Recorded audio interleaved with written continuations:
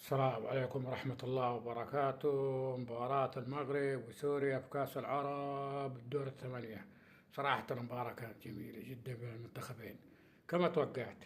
قلت إذا المنتخب المغرب لعب بجدية وبروح عالية راح يفوز بصعوبة على منتخب سوريا، عشان منتخب سوريا صراحة منتخب كبير، منتخب صراحة مو بالهين تفوز عليه، منتخب صعب جدا. منتخب المغربي هجم وضغط على المنتخب السوري، والمنتخب السوري صراحة تحفظ ودافع بأكبر عدد من اللعيبة، لعل وعسى يخطف هدف ويحافظ عليه. لما جاء الشوط الثاني مع الضغط الكبير اللي سواه المنتخب المغربي وتألق الحارس هدايات، حارس منتخب السوري اللي ما شاء الله تبارك الله من أفضل حراس البطولة، صراحة شال أهداف كثيرة.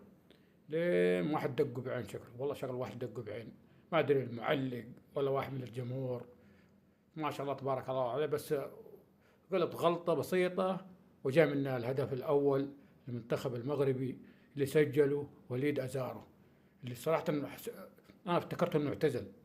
ما شاء الله تبارك الله عاد مستمر، لاعب صراحة كبير. وليد أزارو كان يلعب في النادي الأهلي المصري، ولعب في الدوري السعودي مع الاتفاق ومع بعض الأندية السعودية، وراح الإمارات. يعني لاعب خبرة مخضرم ولاعب كبير صراحة في المنتخب المغربي، وغير يمكن 12 أو 11 لعيب في المنتخب المغربي يلعب في الدوري السعودي. ما شاء الله تبارك الله، تحس المنتخب المغربي منتخب الدوري السعودي. ما شاء الله تبارك الله صراحة. لما أتى الطرد على المنتخب المغربي واستغلوا المنتخب السوري، بس كان ما حالفهم الوقت.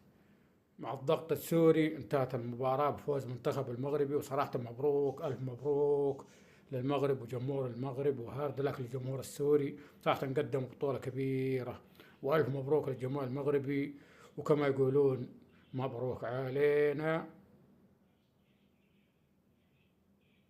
وهذه البداية وما زال ما زال، ومبروك علينا، وهذه البداية وما زال ما زال.